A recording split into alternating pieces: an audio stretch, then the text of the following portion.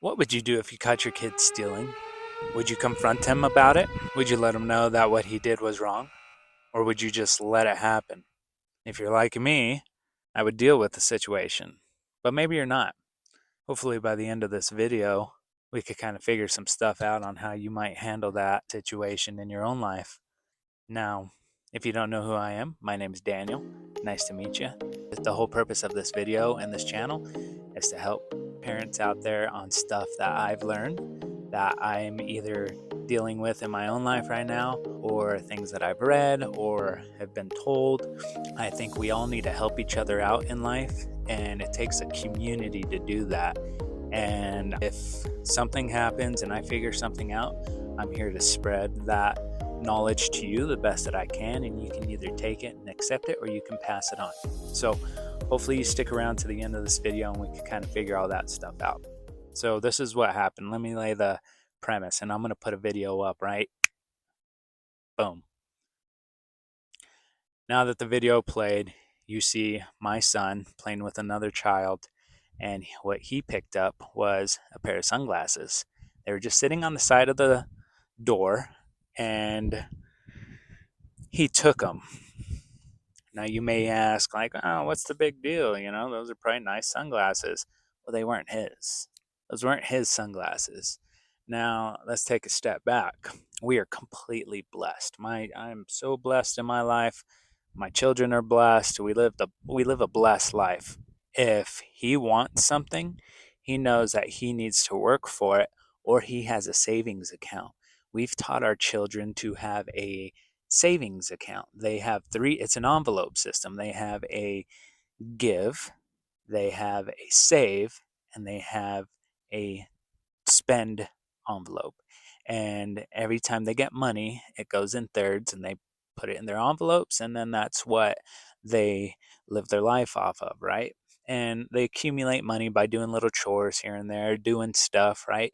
We rarely just give them money just to give them money. They have to do something in return. There's got to be some value of exchange that we want to take place in order for them to understand that nothing really in life is free. So thank goodness, when I got this video, it was from a great friend, and he owned the store there.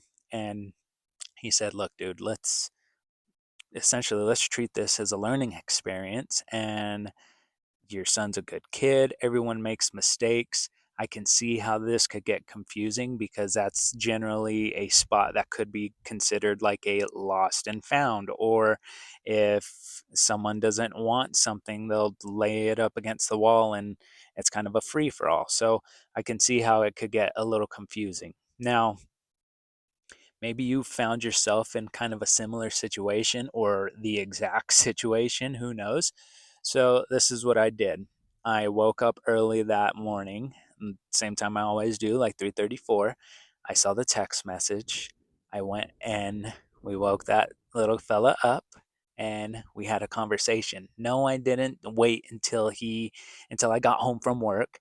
I woke him up right then and there because we're going to figure it out. I don't need my kid taking what's not his.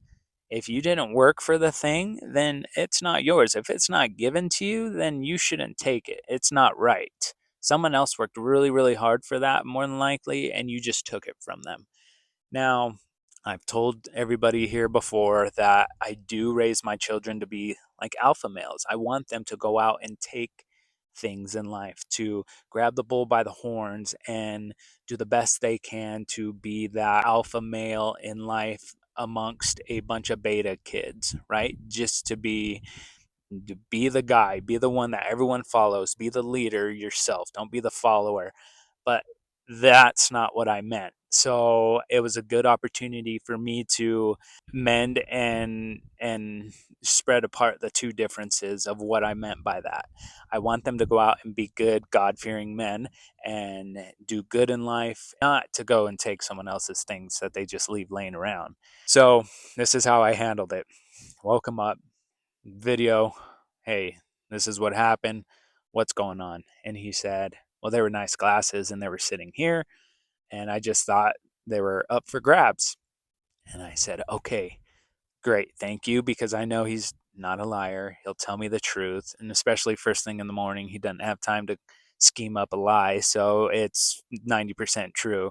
And it makes sense. I mean, he's not a bad kid. So I told him, look, dude, now here's what happens in situations like that. Since it's 4 o'clock in the morning and the guy's glasses that you took happens to be the best friend of the owner's business, they're best friends, you grabbed his glasses. Now, your fart up affects me. Now I have to drive, take time out of my day to go drop these glasses off because you can't drive.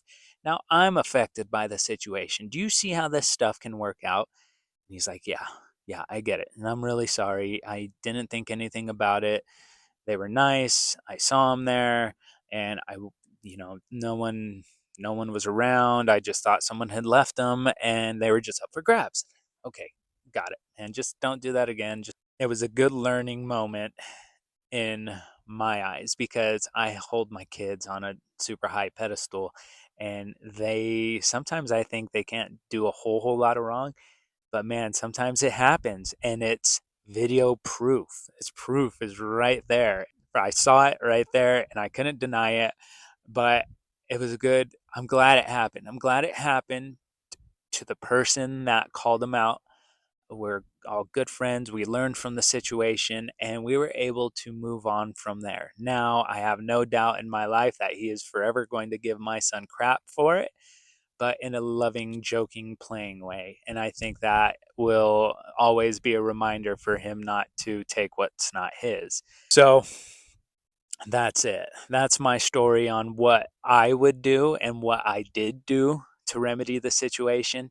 If you're stuck in that spot and you notice that your kid has sticky fingers, call him out on it. Maybe you take him to the store and say, you got to return this, dude. Or maybe he's got to pay a penance of some sort. Or maybe he's got to now go back and buy two of them. Or whatever the case is. I say he, but he and she, right? Women still as well.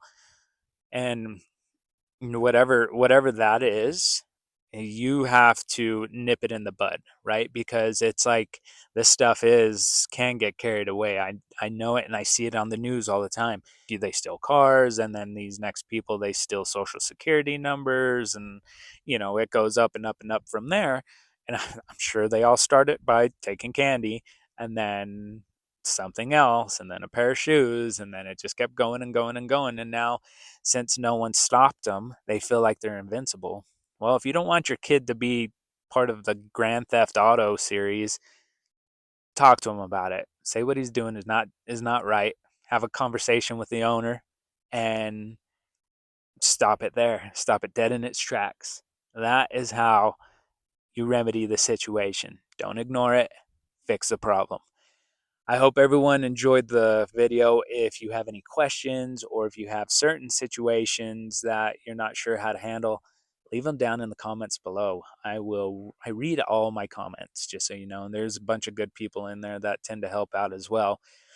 If you like the video, like and subscribe to the channel as well. All that stuff is greatly appreciated. Until the next time, I hope everyone has a great day. Thank you. Bye.